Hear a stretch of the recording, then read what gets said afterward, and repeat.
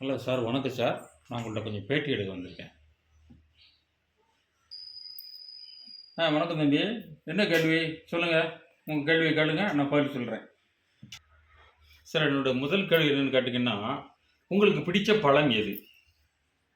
தம்பி, எனக்கு எல்லா பழமும் பிடிக்கும். ஆனா அதிகமா எனக்கு பிடிக்கிறது மாம்பழம் தான் பிடிக்கும்.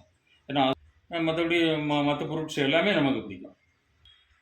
ஓகே சார், நீங்க உங்களுக்கு மாம்பழம் தான் பிடிக்கும்னு சொல்லியிருக்கீங்க. அடுத்தது 2வது கேள்வி, அடுத்த கேள்வி என்ன அப்படின்னா, உங்களுக்கு என்ன உணவு பிடிக்கும்? தம்பி, எனக்கு மெயினா இட்லி தான். ஏன்னா இட்லி தான். ஏன் அப்படின்னு சொன்னீங்கன்னா, அது வேக வைக்கிறதுனால அதில வேற எதுவும் ஆயில் கீயில் எதுவும் இருக்காது. தோசை கொஞ்சம் ஆயில் இருக்கும். ஆனா தோசை பிடிக்கும். இட்லி, தோசை. அப்புறம் அதுக்கு அடுத்தது பொங்கல். மத்த வெரைட்டீஸு பூரி அந்த மாரி இதெல்லாம் நமக்கு அதிகமா பிடிக்காது தம்பி. சார், அடுத்த கேள்வி என்னன்னா, உங்களுக்கு பிடித்த தானியம் எது?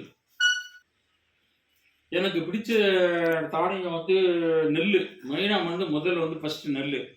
மத்தது தானியத்த பொறுத்தவரையில மிக முக்கியமானது நெல்லு. ஏன்னா நெல்ல வச்சு தான் நம்ம சாப்பிடுறோம், வைக்கோம், பொங்கல் வைக்கோம். எல்லாமே நம்ம தமிழர் திருநாள பூரா தான் கொண்டாடுவோம். தை மாசம் ஆச்சுனாலே அறுவடை வந்துருது. புரட்டாசியில நம்ம விதை வச்சு அறுவடைக்கு கொண்டு வந்துருவோம். மத்த இதுகள்லாம் சைட் டிஷ்ஷா நம்ம யூஸ் பண்றோமே ஒழிஞ்சு, மெயின் கான்செப்ட் எந்த பொருள எடுத்தாலும் அந்த நெல்லுங்கிற ஒரு இதுல இருந்து தான் வருது. ஆதி ஆதி தான் ஆதி நெல்லு. எனவே அது நெல்லு. அந்த நெல்லை விளைவிக்கக்கூடிய விவசாயிகள் நமக்கு முக்கியம்.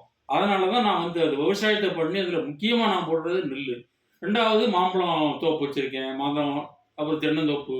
மத்தபடி எல்லாமே நமக்கு நாம் பண்ணிக்கிட்டு இருக்கோங்க. ம். சரி சார். Okay sir. நீங்க நெல்ல பத்தி நல்ல விவரமா சொன்னீங்க. விவசாயத்த பத்தியும் சொன்னீங்க. இந்த விவசாயிகள் தான் நீங்க சொல்லுற மாரி நாங்க எல்லாருமே ஒத்துக்கிடக்கூடிய இந்தியாவின் முதுகெலும்பா இருக்கிறது விவசாயம் தான். அந்த விவசாயத்த செய்கிற அந்த விவசாயி தான் நம்ம நாட்டினுடைய முதுகெலும்பு.